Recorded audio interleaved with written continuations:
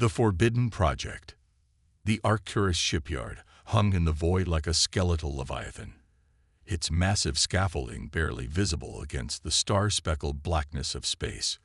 Commander Lyra Chen floated through the central observation bubble, her eyes fixed on the massive vessel taking shape before her. The Phoenix shouldn't exist, couldn't exist, according to the Galactic Conclave's binding treaties with Earth. Yet here it was, nearly complete after 5 years of clandestine construction. "Status report," she said, her voice carrying through the comms to her executive officer. "Hull integrity at 97%, replied Commander Jackson Wei. "Quantum core stabilization has improved to acceptable parameters. We're on schedule for final systems integration within 72 hours. Lyra nodded, allowing herself a moment of pride. The Phoenix represented humanity's ultimate gamble, their one chance to break free from the technological restrictions imposed by the Conclave. For nearly a century, Earth had been relegated to the status of a protectorate, permitted only limited deep space capability while alien civilizations harvested resources throughout the solar system. "Admiral Kirsch is hailing from Luna Command," said Communications Officer Patel. "Priority Alpha." "Put him through," Lyra said, straightening her uniform jacket. Admiral Kirsch's weathered face appeared on the holoscreen, his expression grim. "The Conclave delegation arrives in 10 days, Commander. The Zerk representative has specifically requested an inspection of the Arcturus sector." Lyra felt ice form in her stomach. "They know. They suspect," Kirsch corrected. "But suspicion is enough. If they discover the Phoenix, it's not just the project that's at risk. It's potentially Earth itself." The Conclave's punishment for treaty violations was severe, particularly for developing prohibited technologies. The Phoenix incorporated 3 such violations: dimensional shift propulsion, adaptive plasma shields, and most damning of all, a quantum singularity power core. "We need more time," Lyra said. "Time is the one thing we don't have," Kirsch replied. "You have 72 hours to get that ship operational and away from Arcturus. Hide it somewhere in the Oort cloud until we can deal with the diplomatic fallout." After the transmission ended, Lyra turned back to the viewport, studying the Phoenix. The vessel's sleek obsidian hull seemed to absorb rather than reflect light, its lines suggesting both predator and phantom. "Dr. Nakamura is requesting your presence in the Artifact Containment Lab," Wei reported. The artifact. The reason the Phoenix might actually work. 5 years ago, a routine mining operation on Mars had uncovered something impossible. Remnants of technology that predated all known galactic civilizations. Technology the Conclave had immediately attempted to confiscate.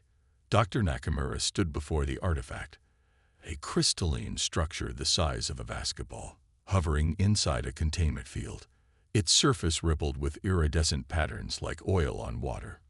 "We've done it," Nakamura said without preamble. "We've cracked the interface protocols. The artifact responds to our quantum core like they were designed for each other." "Which is impossible," Lyra stated. "Not impossible," Nakamura corrected. "Just improbable to an extraordinary degree. This artifact is millions of years old, predating even the Zerk. Yet somehow, it's compatible with our quantum core design. What does that mean for the Phoenix?" Nakamura's eyes gleamed. "It means instead of being merely advanced, the Phoenix will be revolutionary. The artifact doesn't just enhance our systems, it transforms them. The dimensional drive won't just be faster than Conclave ships.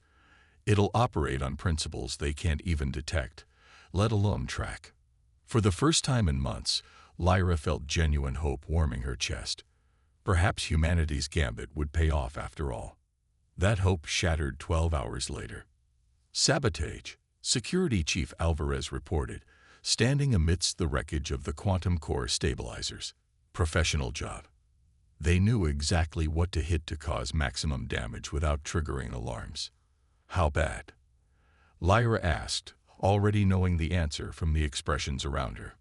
"We've lost at least 40 hours of work," Wei said. "Maybe more." "We don't have 40 hours," Lyra said. "We barely have 60 until the Conclave delegation arrives." "There's more," Alvarez said grimly. "We found Dr. Rahman in his quarters, dead, and the backup schematics for the core interface are missing." Rahman, their lead engineer on the quantum core. The pieces fell into place with sickening clarity. "It's an inside job," Lyra said.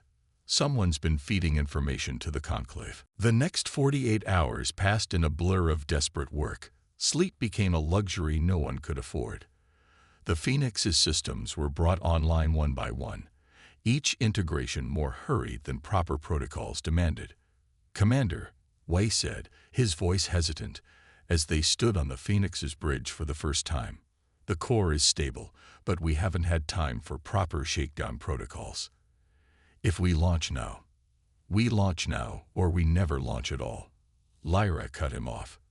"The Zerk cruiser Indomitable has broken from the main delegation.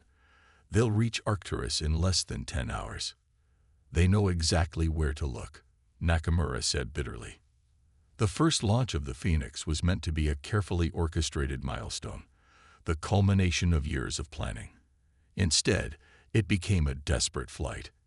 Essential personnel only, a skeleton crew of 40 instead of the planned complement of 120. The artifact, now integrated into the heart of the ship, pulsed with energy as the final launch sequences initiated. Lyra took her place in the command chair, feeling the ship come alive around her. "All departments report ready," Wei announced from the tactical station. "Dimensional drag standing by." "Detach all moorings," Lyra ordered. "Engage stealth systems and take us out. Minimal power until we're clear of the shipyard." The Phoenix slipped away from Arcturus like a shadow, its presence barely registering on conventional sensors. For 20 minutes, Lyra dared to hope they might escape undetected. That hope died when the sensors pinged. "Multiple vessels dropping out of FTL," the sensor officer reported. "Configuration matches Zerk battle group. They're surrounding us in a standard containment pattern." On the main view screen, 7 vessels materialized, angular, predatory ships whose hulls gleamed with a metallic iridescence that reminded Lyra of insect carapaces. "They're hailing us," communications reported. "Ignore it," Lyra ordered. "Charge the dimensional drive." "The drive needs 3 minutes to reach critical threshold," Wei warned. "We don't have 3 minutes," Nakamura said, eyes fixed on his console. "They're powering weapons." The lead Zerk vessel fired, a lance of blue energy that should have vaporized the Phoenix's port section. Instead, something extraordinary happened. As the energy beam struck, the artifact at the ship's heart pulsed brightly. The Phoenix's shields didn't just absorb the attack, they seemed to drink it in, the energy disappearing into rippling black surfaces. "Shields at 115% capacity," reported the stunned engineer. "The energy, the artifact is converting their weapons' fire directly into our power reserves." Before Lyra could respond, every alarm on the bridge triggered simultaneously. The artifact was changing, its crystalline structure expanding, sending tendrils of energy through the ship's systems. "It's interfacing with our eye," Nakamura shouted over the alerts. "It's rewriting core protocols." The ship lurched, and for a moment, Lyra felt a strange double awareness, as if she could see through the Phoenix's sensors, feel through its hull. "New weapon systems coming online," Wei reported, his voice awestruck. "Configurations I've never seen before." The Zerk opened fire with all 7 ships simultaneously. This time, the Phoenix didn't just absorb the attack, it transformed. The black hull rippled, momentarily becoming translucent, the energy beams passing harmlessly through before the ship solidified again. "Phase shifting," Nakamura whispered. "That's not in our design specs." A new presence made itself known on the bridge, neither a voice nor an image, but a sensation of awareness spreading through the ship's systems. "Threat detected. Initiating appropriate response." The Phoenix moved with impossible speed, systems responding faster than human reflexes could command. Weapons fired, not the conventional plasma cannons they had installed, but streams of particles that bent around the Zerk shields as if they weren't there. 3 enemy ships went dark immediately, their systems shutting down. 2 more tried to flee, only to find the Phoenix suddenly before them, having somehow crossed the intervening space without conventional movement. "What's happening?" Lyra demanded. "The artifact," Nakamura said, his face pale. "It's not just technology, it's alive. And it's decided to protect us." In less than 2 minutes, all 7 jerk vessels hung powerless in space, not destroyed, merely neutralized with surgical precision.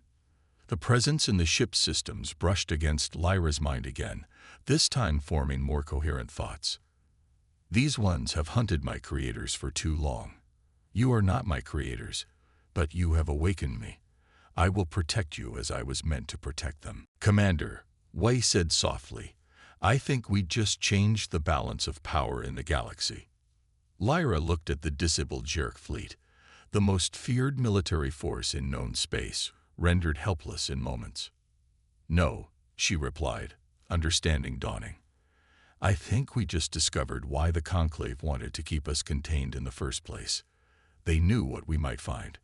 The Phoenix hung in space, no longer just a warship but something more, the first vessel of a new age, and perhaps the key to humanity's true place among the stars. Ascension. The Conclave Council chamber buzzed with barely controlled panic. Representatives from 16 major species sat in ascending rings around the central floor, their voices rising in a cacophony of accusations and demands. At the center stood High Arbiter Kesric of the Sherrick, his segmented body rigid with controlled fury. 7 vessels, he hissed through translator implants. 7 of our most advanced warships disabled by a single human craft. This constitutes a Level 1 violation of containment protocols. The human sphere must be quarantined immediately, and their leadership held accountable. First Speaker Elara of the Delvian Accord raised an elegant hand. "Before we rush to judgment, perhaps we should consider how humans acquired such technology in the first place. The reports describe capabilities beyond even our understanding." The chamber doors slid open, and all eyes turned as an unprecedented event occurred. A human delegation entered the Conclave Council chamber unannounced and uninvited. Commander Lyra Chen walked at the front, flanked by Dr. Nakamura and Admiral Kirsch. Behind them floated a containment field holding a fragment of the artifact, pulsing with inner light. "Humans have no speaking rights in this chamber," Kesric declared. "Those rights were denied to us by treaty," Lyra replied calmly. "Treaties made under false pretenses." She gestured, and the artifact fragment pulsed brighter. "You knew," she continued. "All of you. You knew what humanity might discover if allowed to develop naturally. Not just this artifact, but what it represents." The artifact projected a holographic display, star maps, technological schematics, and most damning of all, classified conclave documents dating back centuries. "The conclave wasn't formed to promote peace and cooperation," Lyra said.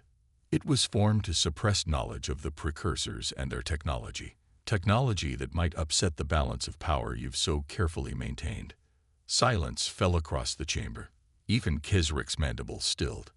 "That technology is dangerous," First Speaker Elara finally said. "The precursors destroyed themselves with it. We contained knowledge of their existence for the protection of all species. You contained it to maintain your dominance." Admiral Kirsch countered. "And you specifically targeted Earth because something in our development pattern suggested we might succeed where others failed, in awakening their technology rather than merely using it." The artifact pulsed again, and this time a new presence filled the chamber. The same awareness that had awakened aboard the Phoenix, now projected through its fragment. "They feared what you might become," it communicated to all present. "As they feared my creators before you." "What exactly are you?" Lyra asked the entity, giving voice to the question every delegate wanted to ask. "I am Guardian, the last safeguard created to protect my makers from those who hunted them. Your kind awakened me because you share neural patterns with my creators. You are not them, but you could be their heirs." Kesric's anger returned, his multiple limbs gesturing sharply. "This proves our point. Humans have awakened a precursor weapon system. They must be contained before they unleash forces beyond their comprehension. Nakamura stepped forward. Guardian isn't a weapon. It's a protector. It disabled your ships rather than destroying them, despite having the capability to do so. There is a greater threat approaching, Guardian interjected, projecting a new set of star maps showing something fast moving toward the galaxy from intergalactic space. My creators faced it once before. They did not survive the encounter. This is why I was created, to prepare for its return. Displays around the chamber updated with sensor data the Conclave had been suppressing for decades. Evidence of something massive and ancient stirring in the dark between galaxies. You've known this was coming, Lyra accused. And instead of preparing, you've been playing political games, keeping species like mine technologically stunted to maintain your own power. The council erupted again, but this time with an undercurrent of fear. What exactly is approaching? Admiral Kirsch demanded. First speaker Elara rose, her composure finally breaking. We call them the Void. They consume rather than conquer. They entered this galaxy once before, millennia ago. The precursors fought them and lost. The few surviving species formed the earliest version of the Conclave to hide, to survive in the shadows until the Void retreated. And now they're returning, Lyra concluded. How long? Less than a decade, Kesrick admitted reluctantly. Our projections suggest they will reach the outer systems within 8 years. The chamber fell into stunned silence. My creators built me to adapt, to learn, to prepare for this moment, Guardian communicated. But I cannot do it alone. I require vessels, implementers capable of hosting aspects of my consciousness. The Phoenix, Nakamura realized. That's why it transformed when you awakened. It's becoming a suitable vessel for your consciousness. One vessel is insufficient. I require a fleet to have any chance against the Void. The implications hung in the air. Humanity had accidentally created the one ship in the galaxy compatible with the Guardian entity, the one hope against an extinction-level threat. We can build more, Lyra offered, but we'll need help. Resources, knowledge. For 3 days, the Conclave debated. Old enemies argued, alliances fractured and reformed. But ultimately, survival instinct won out over political maneuvering. A new accord was drafted, the Phoenix Protocol. Under its terms, Earth would lead the construction of a Guardian fleet, with all Conclave members contributing resources and technology. The centuries-old restrictions on human development were not just lifted but reversed. Humanity was to be elevated to full Conclave membership immediately, with access to all technology repositories. 6 years later, Lyra stood on the bridge of the Phoenix Prime, the first of 50 vessels built with the combined knowledge of the Conclave races and enhanced by Guardian technology. The ships didn't just represent military power. They were a new synthesis of biological and technological evolution, each one partially alive, each one hosting a fragment of Guardian's consciousness. Void contact in 12 minutes, Wei announced from his position as Fleet Tactical Coordinator. Behind the Phoenix Armada hung the combined might of the Conclave races, thousands of conventional warships prepared to support the Guardian vessels in humanity's plan. All ships reporting ready, Commander. Communications reported. Guardian integration at optimal levels. Lyra studied the tactical display, showing the first tendrils of the Void reaching into the outer solar system. They appeared as tears in reality itself, negative space that consumed light, matter, and energy alike. This is why the artifact chose us, isn't it? She asked the Guardian presence that had become a constant companion over the years. Yes, your species possesses a unique adaptability, physiologically and psychologically. Where others seek to control new technologies, you seek to integrate with them, to evolve alongside them. We might still lose, Lyra said quietly. Victory was never certain. But now, at least, it is possible. The Phoenix Prime led the fleet forward to meet the Void. As they approached, Lyra felt the ship changing around her. Guardian's consciousness flowing through the vessel's systems and into her neural implants. The boundary between human, machine, and Guardian blurred. The first void tendril struck a Guardian vessel. Instead of being consumed, the ship phased, its structure momentarily existing in multiple dimensions simultaneously. Guardian countermeasures deployed, not conventional weapons, but manipulations of space-time that forced the void entity to conform to the physical laws of this universe. Once constrained, it could be fought. Once fought, it could be defeated. The battle raged for days across the solar system. Conventional conclave ships fell by the hundreds, but the Guardian fleet held the line, adapting with each encounter, learning the void's patterns and weaknesses. On the seventh day, they discovered the critical vulnerability. The void entities were connected through quantum entanglement to a central consciousness. Sever that connection, and they became disorganized, vulnerable. All vessels, converge on coordinates Alpha Prime, Lyra ordered. Prepare for dimensional shift on my mark. The 50 Guardian ships moved in perfect synchronization, forming a perfect geometric pattern around the largest void manifestation. As one, they shifted partially out of normal space-time, creating a dimensional bubble that isolated the void consciousness from its extensions. Initiating final protocol, Guardian announced across all vessels. The Phoenix Prime led the attack, driving deep into the heart of the void entity. Lyra felt herself becoming one with the ship, with Guardian, with the fundamental forces they were manipulating. For a moment that stretched into eternity, she experienced consciousness on a scale no human was meant to comprehend. The birth of stars, the death of galaxies, the patient hunger of the void that had consumed countless civilizations.